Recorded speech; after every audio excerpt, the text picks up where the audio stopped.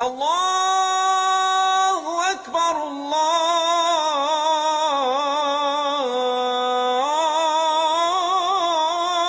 اکبر۔ کفر اور اسلام کی پہلی جنگ غزوہ بدر تھی، اور اسی موقع پر انہوں نے حضور صلی اللہ علیہ وسلم سے اجازت مانگی، اے اللہ کے رسول مجھے اجازت دیں، میں اللہ تعالیٰ کی راہ میں لڑتے ہوئے شہید ہونا چاہتی ہوں۔ ہمارے پیارے پیغمبر محسن انسانیت حضرت محمد صلی اللہ علیہ وسلم نے منع فرما دیا، اور آپ صلی اللہ علیہ وسلم نے فرمایا آپ کو اللہ تعالیٰ شہادت نصیب فرمائے گا، اور اسی وجہ سے آپ کا لقب شہیدہ پڑ گیا۔ سیدنا ورقہ بنت نوفل رضی اللہ تعالی عنہ کا لقب شہیدہ ہے۔ سیدنا عمر فاروق رضی اللہ تعالی عنہ کا دور تھا۔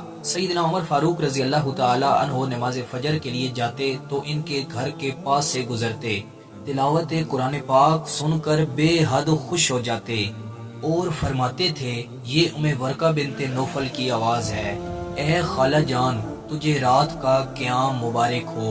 حضرت عمر رضی اللہ تعالی عنہ کا یہ دور تھا، آپ رضی اللہ تعالی عنہ نے گھر میں وفات پائی۔ سیدنا عمر فاروق رضی اللہ تعالی عنہ کو ان کی وفات کا بے حد صدمہ ہوا۔ سیدنا عمر مسجد نبوی میں گئے، لوگوں نے اس حادثے کے بارے میں بتایا کہ ان کو کسی نے شہید کیا ہے، ان کا ایک غلام اور ایک کنیز تھی۔ سیدنا عمر نے فوراً کہا کہ ان دونوں کو میرے پاس لایا جائے۔ اب کیا ہوا، جب ان دونوں کو سامنے لایا گیا انہوں نے جرم کا اعتراف کر لیا۔ سیدنا عمر فاروق رضی اللہ تعالی عنہ نے دونوں کو سولی دینے کا حکم دیا، اور مدینہ میں پہلی دفعہ یہ واقعہ ہوا۔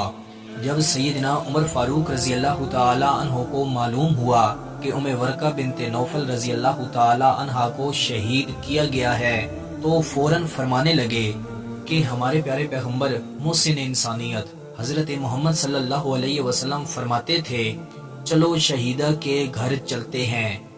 رسول اللہ صلی اللہ علیہ وسلم کا جب بھی ان کے گھر جانا ہوتا تھا تو صحابہ کرام سے فرماتے تھے چلو شہیدہ کے گھر چلتے ہیں۔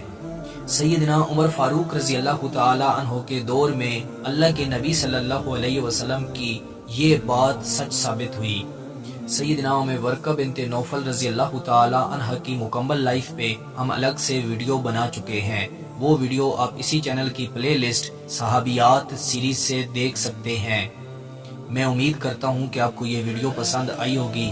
مزید ایسی ویڈیو دیکھنے کے لیے ہمارے چینل کا وزٹ کریں، دوستوں کے ساتھ شیئر کریں۔ ملتے ہیں انشاءاللہ اگلی ویڈیو میں۔ السلام علیکم۔